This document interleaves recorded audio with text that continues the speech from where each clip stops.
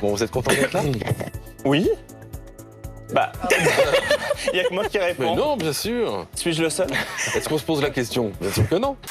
Demain, quoi qu'il se passe, il n'y aura pas d'abrogation de la réforme des retraites. Notre phrase du jour est signée Yaël Braun-Pivet. La présidente de l'Assemblée nationale est directe. Elle annonce qu'elle fera barrage à l'examen de la mesure d'abrogation de la retraite à 64 ans présentée par le groupe Lyot. En réponse, la France insoumise a annoncé qu'elle déposerait une motion de censure contre le gouvernement. Ils vont peut-être commencer à bosser, ses opposants, et passer à autre chose, parce que foutre le bordel, ça demande quand même beaucoup de temps et d'énergie.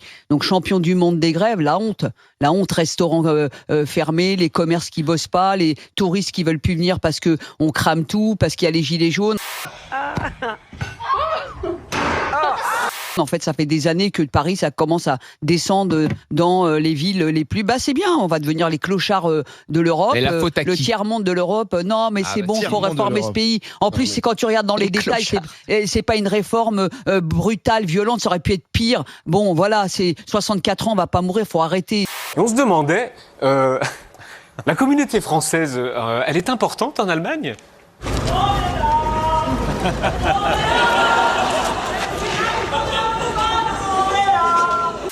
Eh bien, hier, dans le ciel rennais, un drone de la police a donc été pris pour cible, non pas par des manifestants, mais par des opposants inattendus, des oiseaux de mer. La séquence a fait beaucoup rire au cœur du défilé.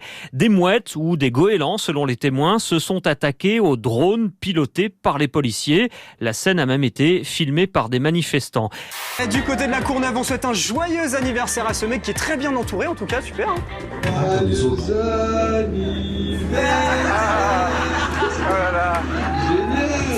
Alors au final, le drone n'a pas été endommagé, pas d'oiseaux blessés non plus aux dernières nouvelles. Mais concernant le phénomène, ce n'est pas surprenant d'après la Ligue de protection des oiseaux qui a été interrogée par nos confrères du Télégramme. Ils expliquent qu'on est en période de nidification pour les goélands et que pour protéger leurs petits, eh bien, ils s'en prennent à tout ce qui pourrait constituer une menace, y compris donc un drone qui s'incruste comme ça dans leur espace aérien. Punaise, stop! Je m'auto-applaudis. C'est important Erasmus en Allemagne ? Oui, Erasmus cartonne à Potsdam.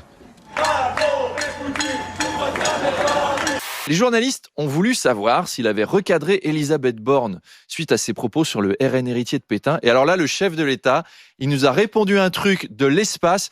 On écoute, vous me dites si vous comprenez quelque chose, concentrez-vous. Ce qu'on a voulu créer avec la Première ministre n'est même pas de la littérature, mais du clapotis. Mais là aussi, il faut de la rigueur, parce que sinon, on crée en quelque sorte des bulles de savon et il n'y a même plus de mousse. C'est ça ce qui s'est passé. Alors,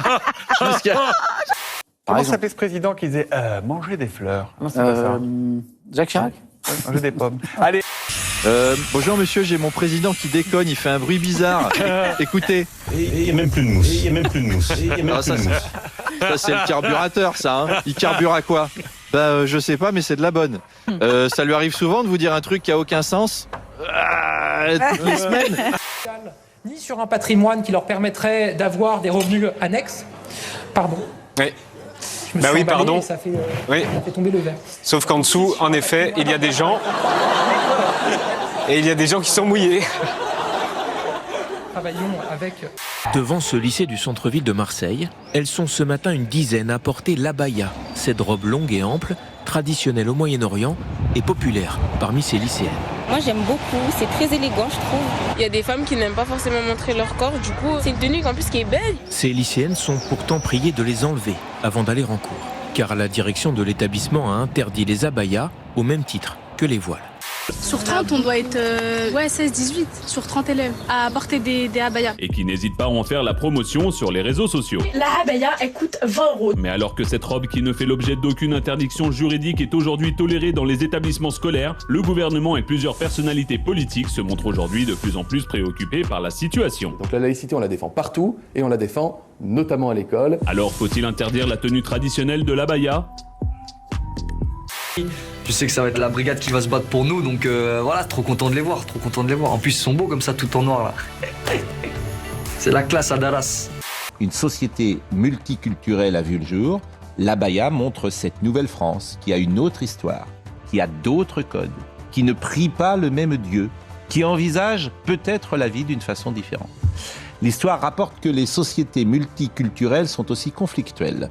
Comment notre tradition universaliste sera-t-elle compatible ces prochaines années avec ces différences communautaires? Voilà une question clé pour les 67 millions de Français que nous sommes. Le Rassemblement national vous accuse de faire du copier-coller low cost. Ils disent que c'est la version Wish de leur programme. Vous savez ce que c'est que la version Wish? Vous savez ce que c'est? Non. C'est Tout le monde a voté cette loi. Et c'est le seul pays d'Europe où il y a une loi de cette nature. Hein.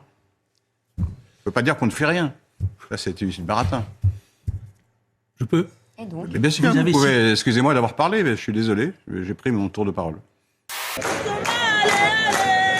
La direction du magasin lui reproche de chanter trop fort, plus qu'absurde pour 3 syndicats du magasin. Et mon habit de lumière parce que je trouve ça inadmissible qu'on puisse sanctionner un de nos collègues pour avoir chanté, quoi. Voilà.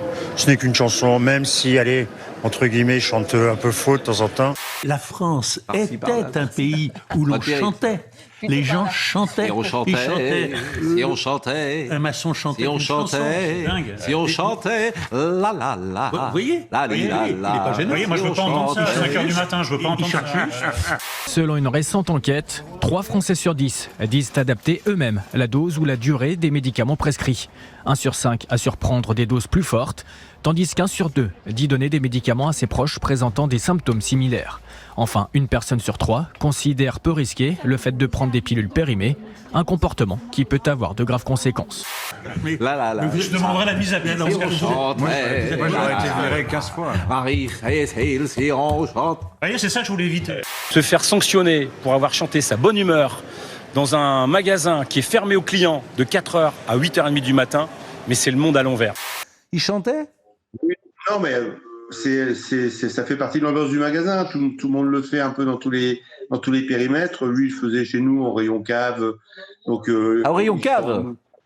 Ah oui, effectivement, il y a une petite suspicion.